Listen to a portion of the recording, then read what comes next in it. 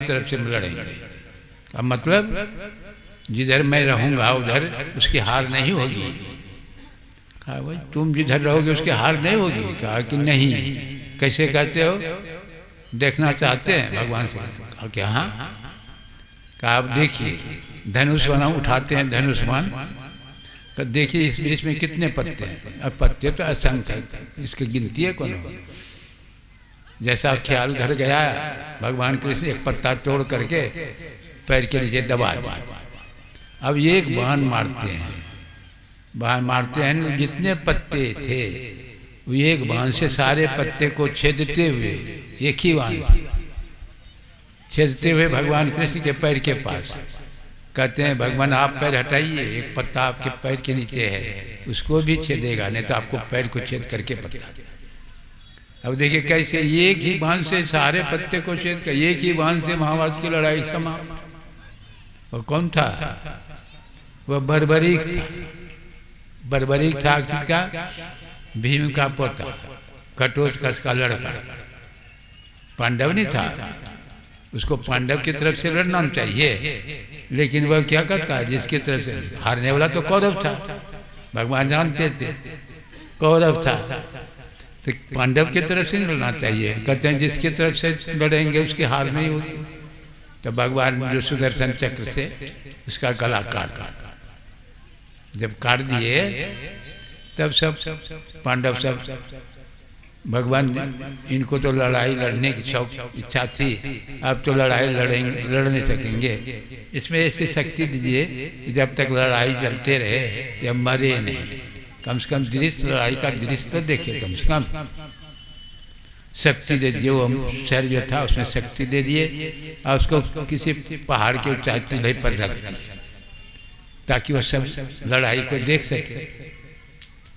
अब लड़ाई शुरू हो गई, लगातार चल रहा है, लड़ाई चल रही है, एकदम होते होते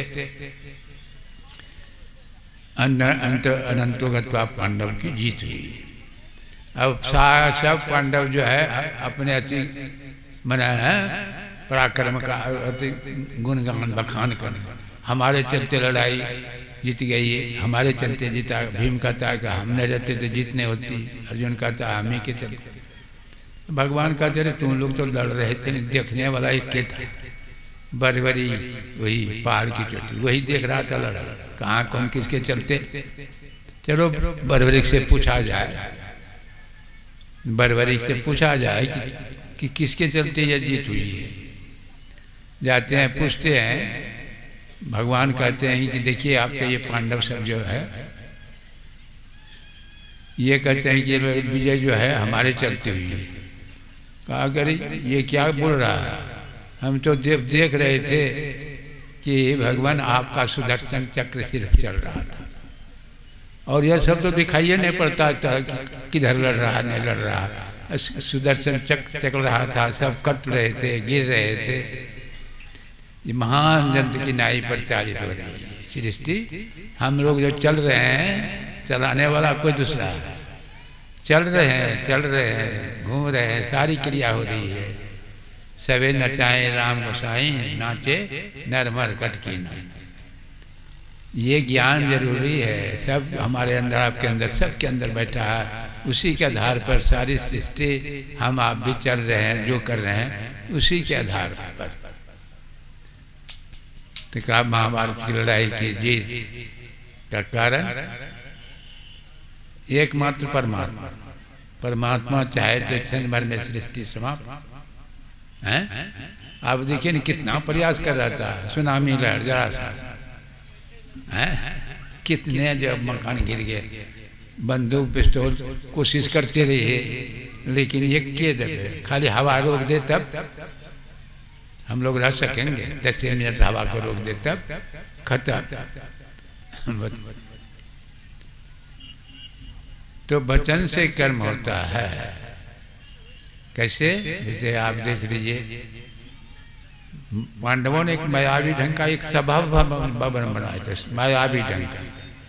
जहाँ सूखी जमीन वहाँ पानी, जहाँ पानी वहाँ सूखी जमीन, जहाँ दरवाजा वहाँ दीवार, जहाँ दीवार वहाँ दरवाजा। मायावी ढंग का था। दुर्योधन को निमंत्रण दिया देखने के लिए, दुर्योधन आते हैं, उनको क्या पता कि मैं अभी ढंग का है। सूखी जमीन समझकर जाने लगे तो पानी में हड़बड़ा करके गिर गए। दीवार समझकर जैसे प्रवेश करने, दरवाजा समझ पर करने लगे, दीवार टकरा गए। ऊपर में जो है द्रौपदी बैठे हुए थे। वह हंसते हुए क्या कहते हैं, आखिर अंधे का पुत्र तो अंधा ही होगा। अब देखिए कैसी बात है, धृतराष्ट्र अंधे का पुत्र, दुर्योधन का पुत्र, दुर्योधन पुत्र नहीं था धृतराष्ट्र का, अंधे का पुत्र अंधा। जो आवे सोई कहे, बोले नहीं विचार, हते प्रायी आत्मा जीववान तलवार। अरे तीर तलवार का घाव तो छूट जाता है, वचन रूपी तलवार का घाव नहीं। बिना सोचे समझे कुछ से कुछ लोग बोलते हैं। बोलिए सत्यम ब्रियात प्रियम ब्रियात न ब्रियात व प्रियम से, सत्य ही बोलिए, लेकिन सुहावना बना के बोलिए। एक राजा ने स्वप्न देखा कि सभी दांत झड़ गए। ज्योतिषी से बुला के पूछते हैं कि देखिए स्वप्न में ऐसा ऐसा देखे हैं, इसका फल तो बहुत खराब। क्या खराब? आपके सामने आपके वंश का नाश हो जाएगा। राजा कहते हैं इसको बोलने का तमीज नहीं है, जेल में बंद कर दो। दूसरे ज्योतिषी से बुलाकर पूछते हैं ऐसा ऐसा स्वप्न देखे हैं, इसका फल तो बहुत उत्तम है। क्या उत्तम है? कहते आपके वंश में आपसे बढ़कर किसी की आयु नहीं है। देखिए क्या कह रहे हैं, आपके वंश में आपसे बढ़कर किसी की आयु नहीं है, मैंने सब मर जाएंगे, आप रहेंगे। लेकिन देखिए बोलने का, इसको इनाम दिया और उसको जेल। जो आवे सोई कहे, बोले नहीं विचार, हते प्रायी आत्मा जीववान तलवार। यह जो बोल गई द्रौपदी, अरे दुर्योधन आप तो तिलमिला उठे, चिंता में डूबे हुए हैं। उनका मामा आता है शकुनी, कहते हैं भैगना क्या बात है, बहुत चिंतित है। कहा देखिए ना ऐसे ऐसे जो द्रौपदी बोली है। कहा मत चिंता कीजिए, मैं ऐसी परिस्थिति पैदा कर दूंगा तुम इसका प्रतिशोध ले सकते। अब देखिए जुआ, अब शुरू जुआ हो रहा है। देखिए जुआ का खेल शुरू, राजपाट जीत गए, पांचों पांडवों को जीत लिए, अब फिर जो है द्रौपदी को भी जीत लिए। तब शकुनी क्या कहता है, भैगना द्रौपदी अब तुम्हारी हो गई, तुम इसका प्रतिशोध ले सकते हो, बदला ले सकते हो। दुशासन को भेज दिया, जाओ पकड़ कर लिया। जाते हैं, द्रौपदी कहती है कि अभी मैं छूने योग नहीं हूँ, अभी नहीं जाऊंगा, बाद में आगे कुछ भी रहो, उससे कोई मतलब नहीं। दुशासन केस पकड़ करके घसीटते हुए लाए सभा भवन में। और दुर्योधन क्या कहते हैं, इसको नंगी करके हमारे जंग पर बैठाओ। देखिए कैसी स्थिति होगी उस समय। इसमें वहाँ कौन कौन थे, द्रोणाचार्य, कृपाचार्य, भीष्म पितामह, दादा, गुरु, और बताइए उसके सामने कहा जा रहा है कि इसको नंगी करके हमारे जांग पर बैठाओ। अब द्रौपदी छटपट करने, दुशासन बढ़ते हैं खींचने के लिए। अब द्रौपदी छटपट, पांचों पति महारथी सब बैठे हैं, उसके पास जाती, सहायता की भीख मांगती। क्या करे, मुंह लटका के, सब हारे थे। द्रोणाचार्य, कृपाचार्य, वह भी अंत में भीष्म पितामह। एक दफे भीष्म पितामह कहते थे, डांट देते दुर्योधन को, महाभारत की लड़ाई नहीं होती, लेकिन वह भी चुप, जैसा खावे अन्न वैसा हो गया मन, चुप।